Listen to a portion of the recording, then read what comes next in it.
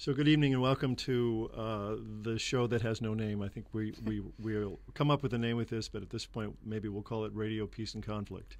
This is a monthly program that's of WKCR, which is focused on all things related to peace, conflict, violence, and sustainability at Columbia University.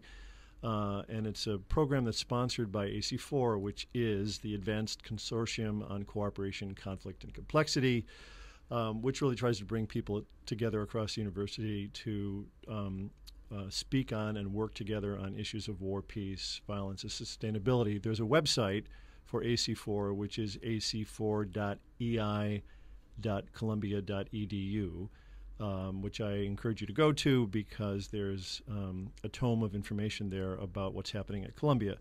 I'm Peter Coleman. I'm on faculty both at Teachers College in psychology as well as at the Earth Institute, and I direct a center at Teachers College called the International Center for Cooperation and Conflict Resolution and co-direct AC4. And tonight I have the pleasure of having two of my colleagues here who are foremost in running AC4.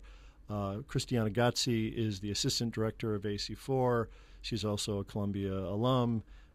And has ideas to become a professional baker. That's it. And Nick Redding is a project coordinator who is a PhD student at Columbia, but also has been working with AC4 for about a year. And he's helped us develop something called AC4 Link, which he'll talk a little bit about. But first, a little context about this Advanced Consortium that's here at Columbia University. Can you give us some sense of what it is? What is AC4? How did it start? Where did it come from? Sure. So conflict resolution has, as a field, has a rich history starting post-World War II, trying to understand how these types of atrocities could happen and bringing that into an academic setting. So a lot of conflict resolution originated at the school, at SIPA, the School for International Public Affairs, and has little by little grown in different areas of the university. So at the law school, as well as Teachers College by a professor emeritus named Morton Deutsch, who was really a seminal researcher in the field. So as things grew at Columbia, it became clear that there was a need to mobilize and organize this field of study so people from different disciplines could have access to it. Most universities, including Columbia, are very siloed within their disciplines. So, and conflict resolution inherently needs to be an interdisciplinary field. So, Peter Coleman and others became aware that there was really a lot of richness in this field, and so AC4 was originated in tandem with the Program on Negotiation and Conflict Resolution headed by Beth Fisher-Yoshida at the School for Continuing Education. So we're a consortium rather than a center because if you're familiar with Columbia, there are far too many centers. So a consortium allows us to kind of be in a facilitative position.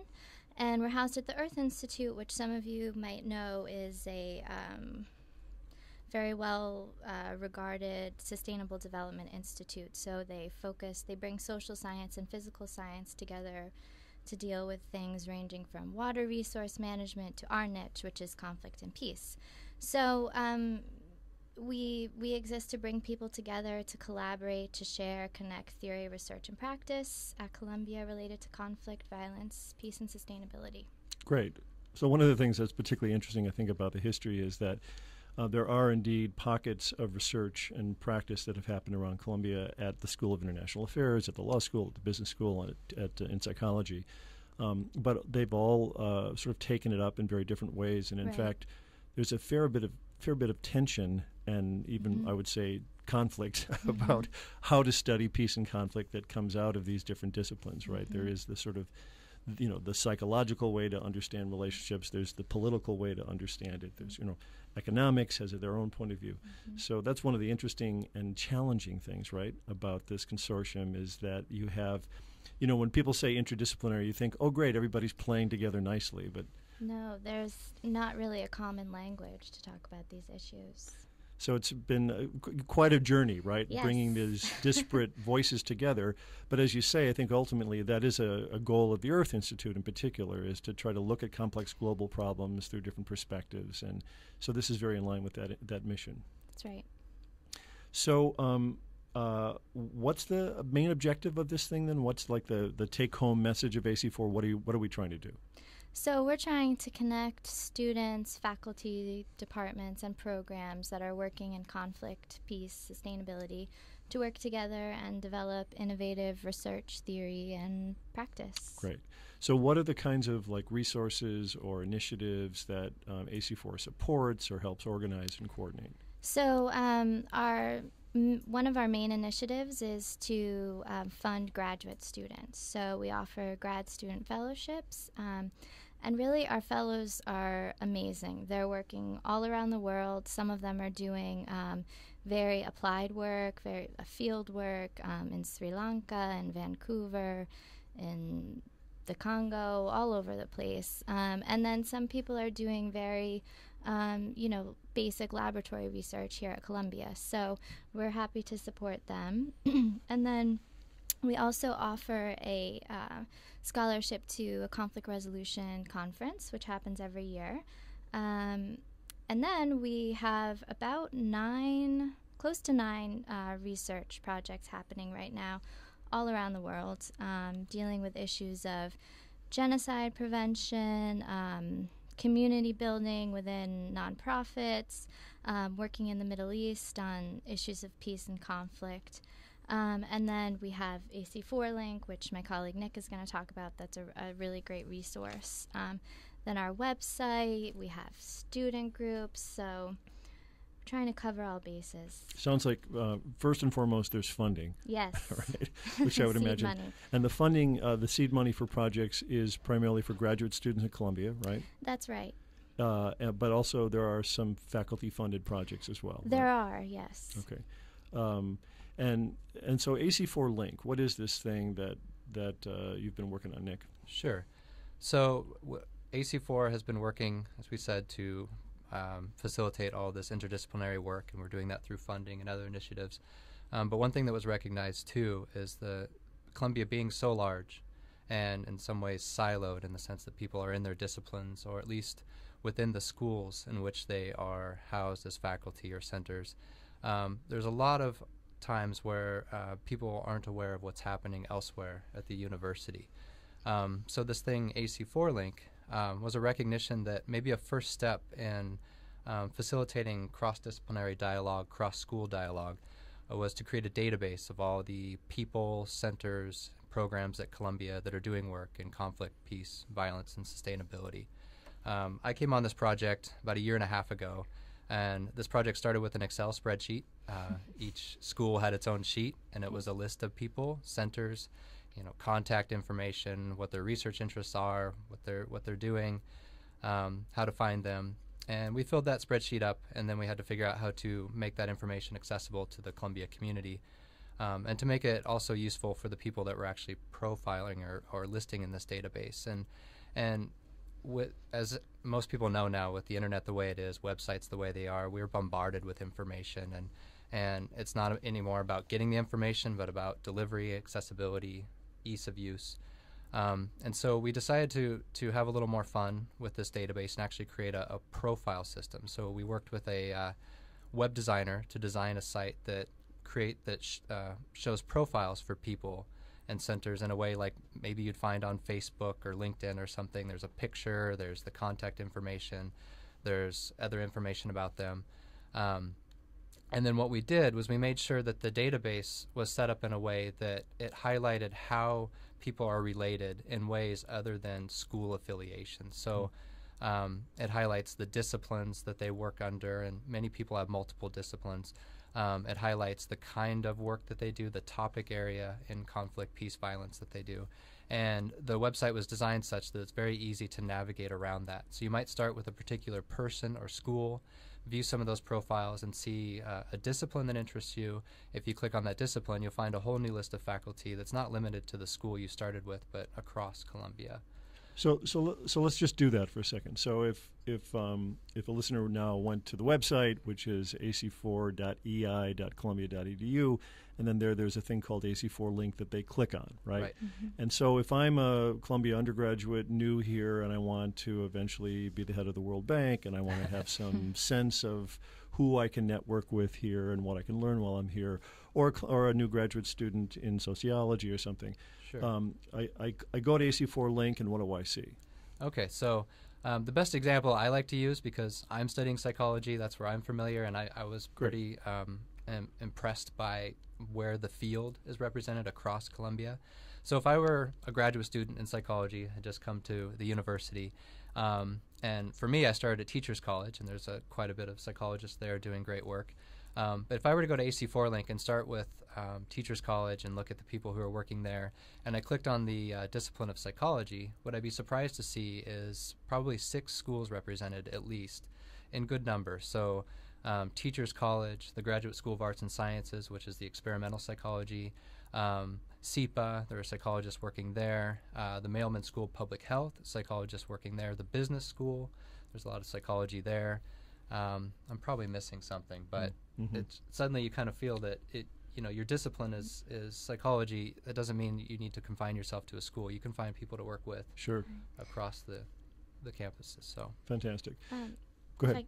Oftentimes, faculty or programs departments are, broadly focused, but a strand of their research or one of their programs will be about conflict, peace, violence, or sustainability. So what we've done with AC4 Link is distill that information so it's specific to what they're working on in the field. So I can look up a particular faculty member or center, and I can see that it has mostly a psychological perspective or an international affairs perspective, but it also deals with certain issues, right? You break it down by issues like violence prevention, nonviolence. Right. We have about 15 topic areas that we're continuing to refine, because essentializing conflict, peace, violence into 15 buckets is difficult, and there's pushback about the topics, especially when it doesn't quite represent what someone does. Sure.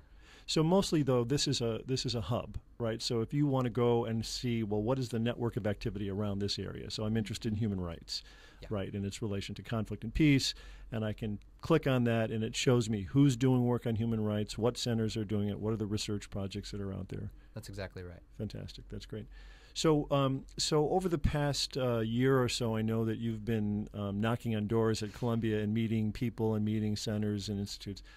So what are some of the things that you've discovered that you found while you were here? Who are some of the faculty that are doing interesting work, or what are some of the centers? Well, I think it's really amazing how many people's work overlap and they've never met each other, or they're not familiar with each other. It's a big place, Columbia University. It's a huge, yes, that's true. But we went to the medical school campus to speak with someone who was in the bioethics department. And she had been here for many years, and one of her research areas was very much related to someone in the psychiatric department that we had just spoken to the week prior to that. So we were able to see that connection and mention it to her and send an email and connect them. So what's really most interesting and motivating is seeing people actually connect around the issues. So have you seen evidence of that yet, that you'll go to a program, understand that there's something at the J School, and it's also, people are studying similar things, youth violence or delinquency at Mailman, and you're able to sort of help them connect the dots? Absolutely. At the journalism school, there's the DART Center for Journalism and Trauma, and they do a lot of work that's related to the psychiatric department, public health, psychology. So we've been able to connect them. So, and typically they're just not aware of each other until you have these conversations and start to introduce them. Fantastic. And so, and like some of the some faculty research, are there particular projects that are going on that are you found interesting? Yeah, I could speak to that. There's a few people that stood out before coming to the show today. I wanted to look through the database and just see the people that popped out that I thought were really interesting to highlight. I found a professor up at the Mailman School of Public Health named Jack Saul. He's assistant professor of clinical population family health. He founded the International Trauma Studies Program actually at NYU. He established a community resource center in New York called Refuge for survivors of political violence and forced migration. I think a lot of those folks are from Africa that have since come to the U.S. He's a member of the Kosovo Family Professional Education Collaborative, where they're doing work to develop the community mental health system in post-war Kosovo. There's another individual, Clara Irazabal, and she's at the Graduate School of Architecture, Planning, and Preservation. And I pulled her out because this is a Graduate School of Architecture might not be the first stop in looking for someone doing work in conflict, peace, and violence, but this also highlights the learning opportunity that comes from both building this database and browsing it, is that you start to realize that this work does come from all over. She's assistant professor of urban planning. She's director of the Latin American and Caribbean Laboratory at Columbia. And she doesn't work directly in conflict, peace, and violence, but what she does is looks at the social issues related to transforming urban spaces and how urban conditions oppress individuals and groups. And so she looks at issues of minoritized identity and their intersections, and how sometimes even efforts to highlight all those, the intersections of those and the diversity within a city can actually act to kind of suppress it and negatively impact it. Sure. So, and then we're also, since we are that hub, we're starting to find out about new people that are coming on campus. So over the summer, Professor Chris Blattman at SEPA joined us, and he's doing all sorts of interesting things on the political economy of development, African politics, applied statistics for the causes of war and violence. He looks at the consequences of poverty and violence, and does work with the Innovations for Poverty Action group, Center for Global Development, things like that. So, I know this. I think about 2 weeks ago, Nick sent me a link to I think it's a new program at Mailman on complexity science and the applications of complexity science. And our team at Teachers College does a lot of work on dynamical systems and complexity and its applications for conflict and peace. So it was interesting to see coming out of Mailman this new initiative of faculty. I think it's also the deans involved, people I've never heard of that are approaching problems in similar ways. They're not perhaps studying the same issues, but the paradigm is the same. So it was fantastic to connect with them.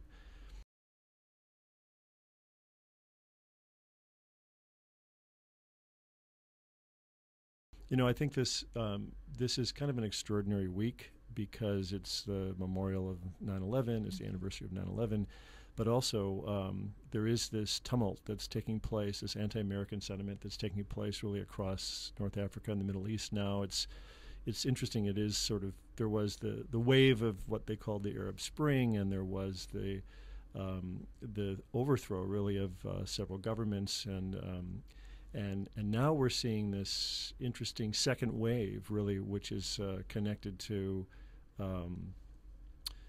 the U.S. and the U.S.'s role there. And it seems to be an eclectic group of interests, but the complexity of those situations are unbelievable, right? And the fact that it's so hard to predict what's going to happen. So what triggered this is a film, right? Some B movie that came out of some place in Los Angeles, but is inciting riots against embassies, inciting violence and murders. So it's fascinating to see those kinds of things, and then think, well, what is a place like Columbia University? What are the things that we can do in terms of research or even direct policy making or intervention that can have an impact on those kinds of world events? And there are a variety of people here at there's specialist centers that look at the Middle East, that look at Northern Africa, right, at SEPA. But we frankly have found it interesting to look at cases within Columbia, because obviously Columbia has a rich history of conflict, right? And certainly in the late 60s and early 70s, there was a lot of tumult on campus. But there have been a variety of other issues. I know there was an divestment from apartheid from South Africa campaign at some point, and And then there were these tensions that have happened around really sort of manifestations of the Middle East conflict that have taken place here.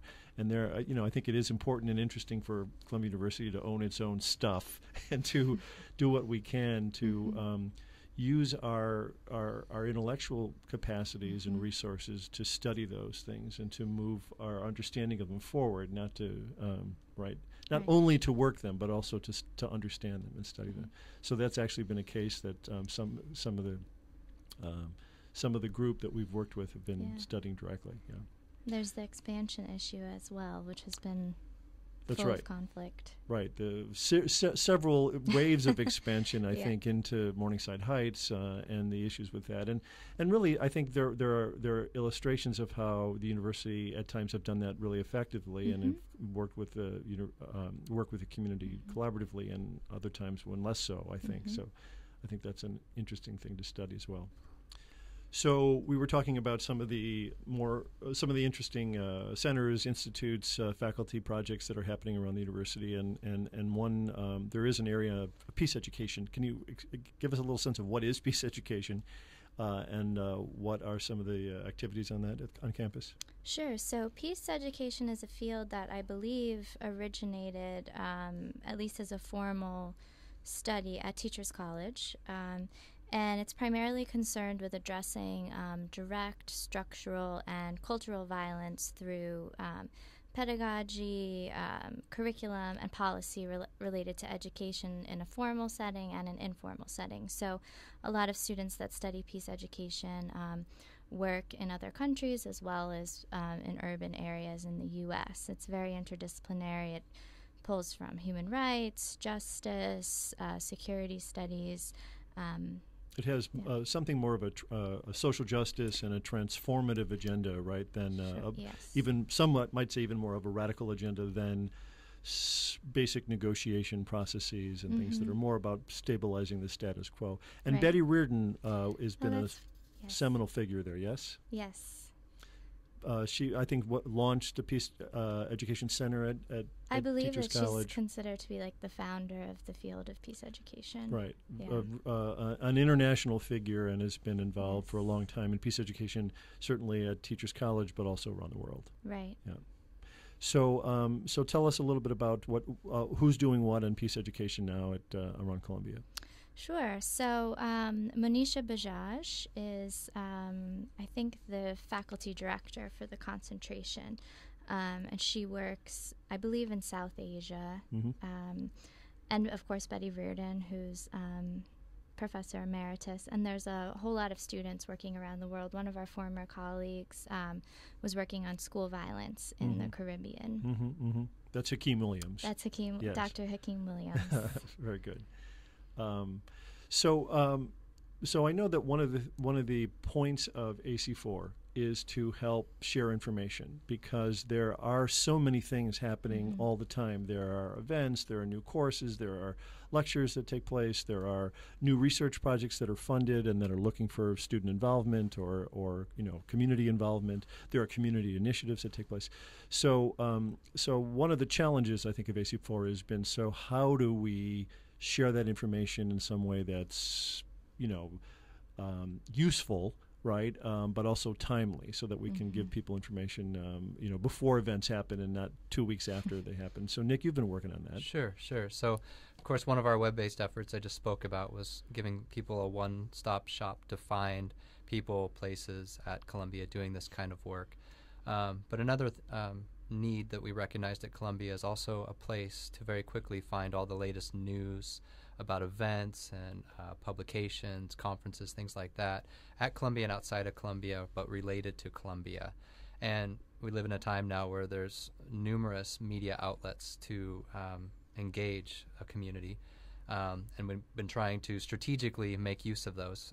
We've already given the website, or our website address, and we get about 1,100 visitors a month to the site. We have a homepage that highlights the news and events that are happening at Columbia, and it also hosts our Twitter feed. We've been using the Twitter feed to make announcements about news and to retweet what other centers are tweeting that is related to conflict, peace, and violence. So we have a Facebook group that has grown to over 1,200 members. And it's a group. So for those who are familiar with Facebook, a group is more of an interactive experience. We allow anybody to post to the group. So if they want to make an announcement or to bring up a discussion topic or things, they don't have to rely on us to first post this event or this news. They just put it there. And as long as it's appropriate, we leave it up. We also have a LinkedIn account where we try to keep it more to internship opportunities, job opportunities, career advice, things like that in the field. But we have 139 members there as well. So, and then an email list, to be more traditional, over 2,000 people on our email list that we're getting ready to start a newsletter that would go out monthly, and then we also use that for major events and announcements. And for listeners that are interested, you can go to our website and find the Contact Us button in the upper right. We'll guide you to all of those outlets.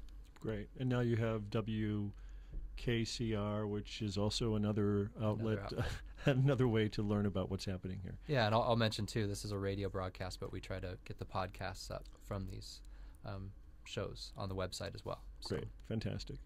So one example of an event that Columbia that AC4 sponsors is happening, I think, early November, right, Christianna? That's right. So on November 7th at Teachers College, starting at 2 p.m., we're going to have a day-long event all about peace, conflicts, violence, and sustainability happening at Columbia. So it's called Sustaining Peace, Interdisciplinary Perspectives.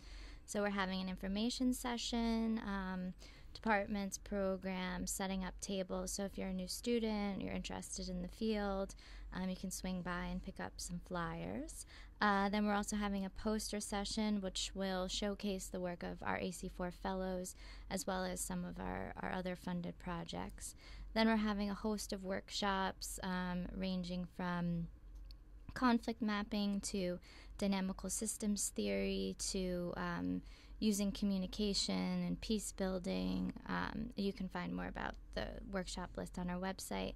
And then we're closing with a book launch of Peter Coleman's upcoming book about the psychological contributions to sustainable peace. And he's going to give a talk about how to take peace seriously. So just to I guess tip my hand on that a bit, Yeah. One of the things that we've found in the study of peace is that it's rare. Yeah.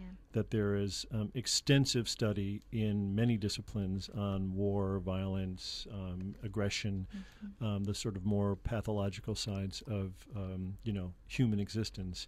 But there are very, very few scholars who actually study peace directly. What are the conditions, necessary, sufficient conditions for more peaceful relations? And there are a handful of scholars that study that. So part of this book that we've done and this event that will happen on November 7th is to really start to take peace seriously. How do we understand that? Why is there so much emphasis on the sort of more destructive side of human interaction and not on the more sort of pro-social side, and how do we reorient or at least incentivize that kind of research? So this book that's coming out, which is an edited book by Morton Deutsch and myself, has a host of mostly psychologists who write about, from their perspective, what is social justice issues, what are structural issues that will lead to sort of more peaceful conditions in a more peaceful society. So that'll happen on the 7th. Great. Well, I want to thank both my guests, Nick Redding, who is project coordinator at AC4, and Christianna Gozzi, who is the assistant director of AC4, who together with a host of other staff have been really growing this thing from the bottom up. This is a fairly new initiative. I think AC4 is in its 4th year, is that right? Third year, yeah. Okay. You think I would know that, but AC4 is in its 3rd year. But thank you for coming and sharing the history and the events, and good luck with the further development of it. Great. Thank you for having us.